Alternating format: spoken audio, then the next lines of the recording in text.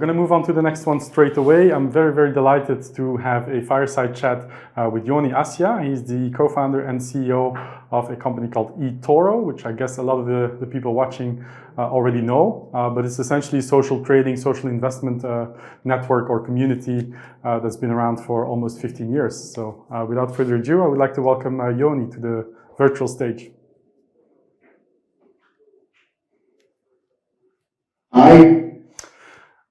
Hi, Yoni. Thank you so much for joining us today. I know you have a very busy schedule, so we really appreciate the fact that you could make some time for us. Thank you very much for having me.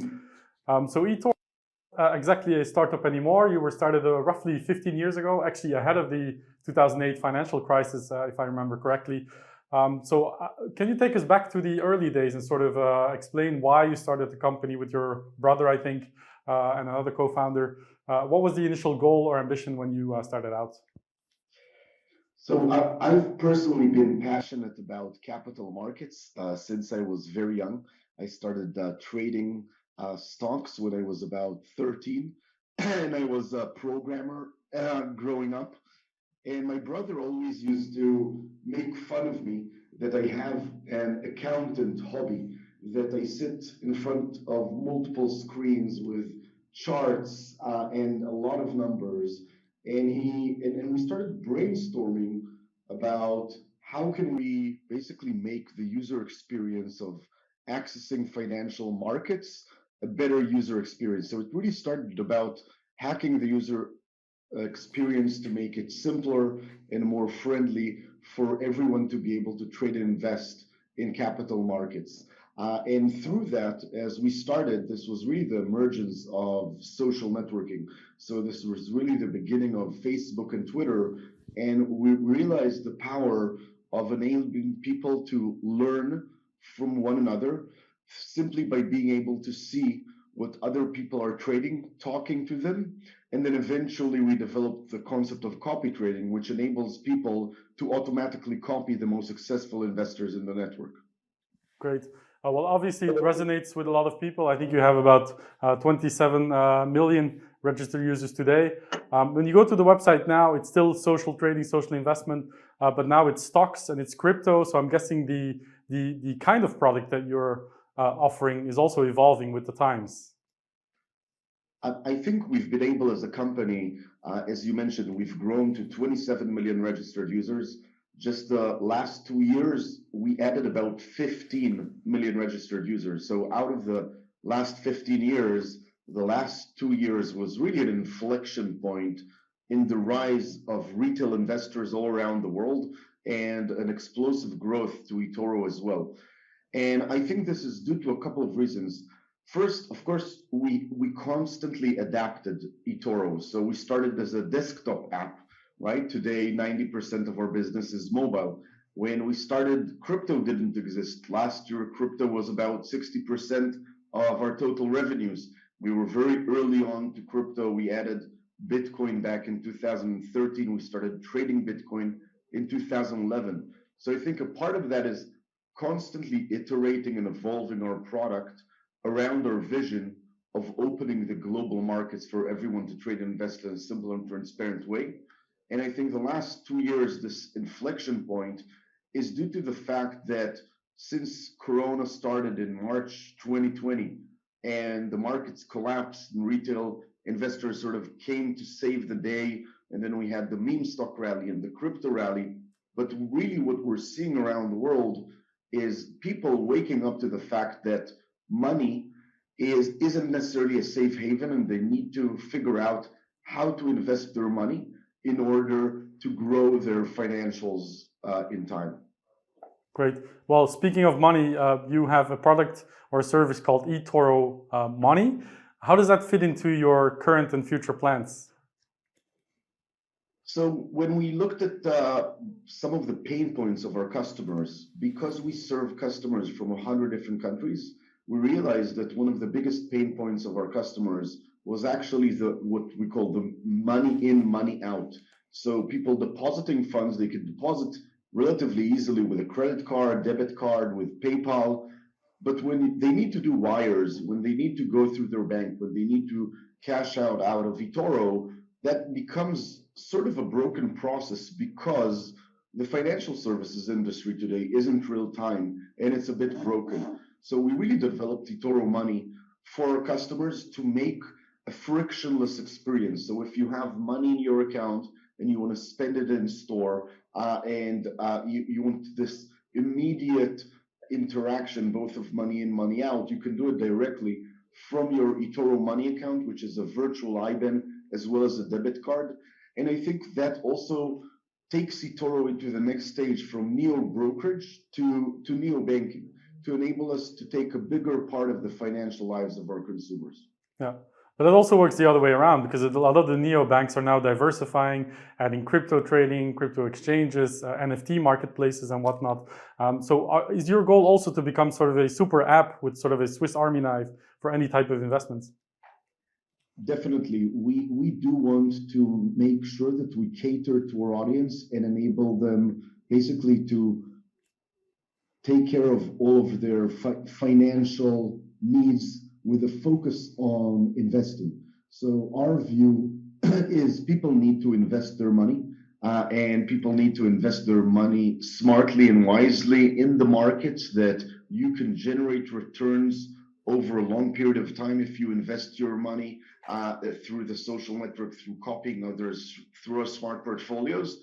And the rest of the products we consider ancillary products. So we want to make sure you can basically stay in the same place. Great. You're experiencing explosive growth, as you already mentioned, in terms of users. But you also reported that your net trading income reached $237 million in the fourth quarter last year. And in part of that, though, was because of a rebound of the crypto trading activity. How do you see the sort of the long-term outlook for the crypto asset trading as an asset class? I'm a very long-term believer in crypto. We've been lucky, so sometimes it's talking our own book, but to sort of encounter what I consider this amazing technology of Bitcoin back in 2010 and started participating in the markets very early on. I think Bitcoin represents two big things. One is a hedge against governments, a hedge against fiat and inflation. I think today, like maybe 20, 30 years ago, everybody around the world are talking about inflation and the value of money. And I think the scarcity element of Bitcoin, the fact that there will only be 21 million Bitcoin, transforms Bitcoin into something similar to digital gold. And I'm very bullish on the long-term prospects for Bitcoin. Again, it's a risk, it's a high risk, very volatile asset class. But I do believe that if we look, beyond the 2025 and 2030, not those daily fluctuations, I think it's a very important asset class for the digital economy. I think the rest of the ecosystem, if you think about smart contracts, Ethereum, if you think about all the 55 different cryptocurrencies trading on Etoro, each of them have their own values, their own sort of innovation that they bring into the market, whether it's DeFi or whether it's the metaverse and land in the metaverse. So I think each of them represent just a different type of investment opportunity that's different than capital markets. It's just different than capital markets because it's structured in a different way. But I do believe in the long-term prospect of the entire crypto economy, including central bank digital currencies, including the rise of NFTs and NFTs becoming a significant part of our lives. I think we're looking at a market that's now $1.5 trillion going to $150 trillion in 10, 15 years. Wow.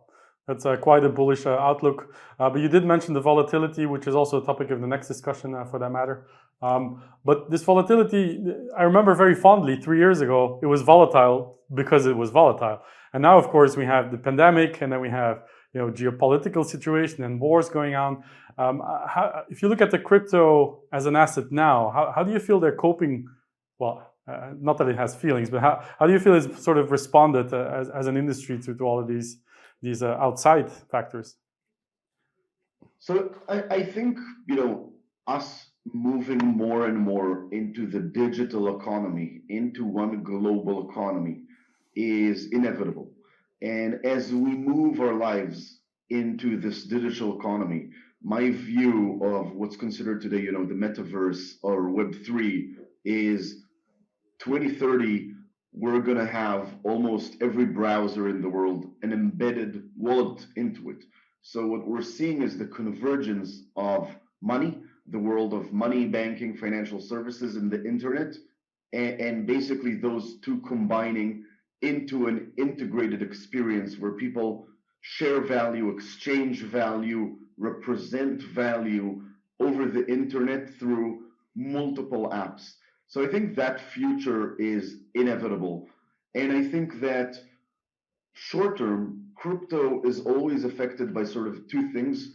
One is this gradual and constant adoption of more and more people, Gen Y, Gen Z, people around the world that understand the importance of holding cryptocurrency, by the way, especially in times of high uncertainty, where you really want to be your own custodian because you're afraid of what's happening in the world. So from one end, it's a safe haven to those who believe in the vision of crypto and understand the value of self-custody in the crypto economy.